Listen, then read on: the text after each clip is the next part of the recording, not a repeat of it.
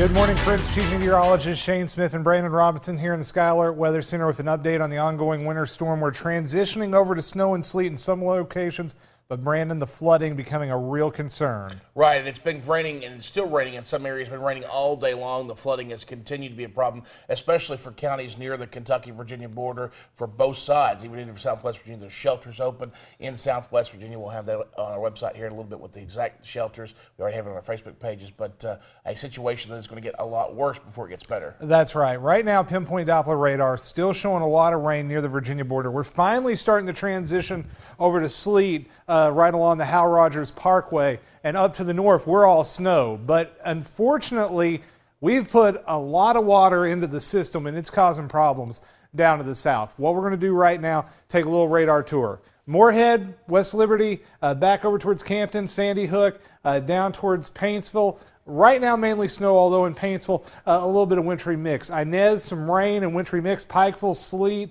Same story in Mingo and Logan counties in West Virginia. We go down to Virginia, you can see it's rain and a wintry mix from Buchanan County all the way down to Lee County. Northern Tennessee, still rain.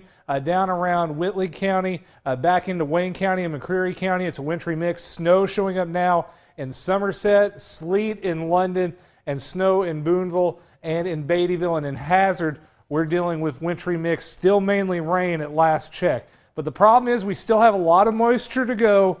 We've still got a lot more precipitation heading our way, and unfortunately, we have already overloaded the local waterways. A lot of flood warnings out, and a lot of the rivers have been rising faster than we forecast.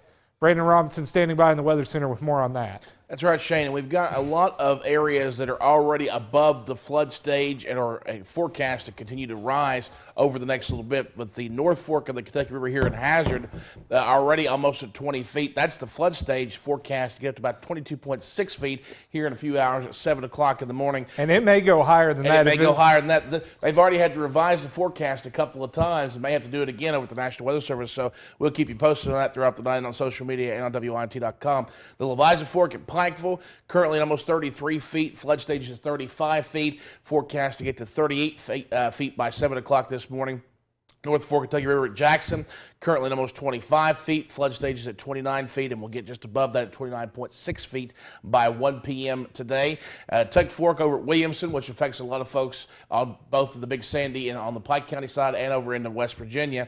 Currently at 32, a little more than 32 feet. Flood stage was at 27 feet, so well above that already. We've gotten some pictures that we'll show you throughout the night and in the morning from the Big Sandy. That's really showing you some of that flood stage there in some of those areas that the water's really up. The forecast for that, 33.5 feet at 7 o'clock in the morning. Cumberland River at Pineville, currently at 1,012 feet to 1,002 feet is the flood stage, and forecast to get to about 1,013 feet, so not a whole lot more. But again, it's still raining in some of those areas, so these forecasts may change a little bit, may get a little more than that 7 a.m. tomorrow.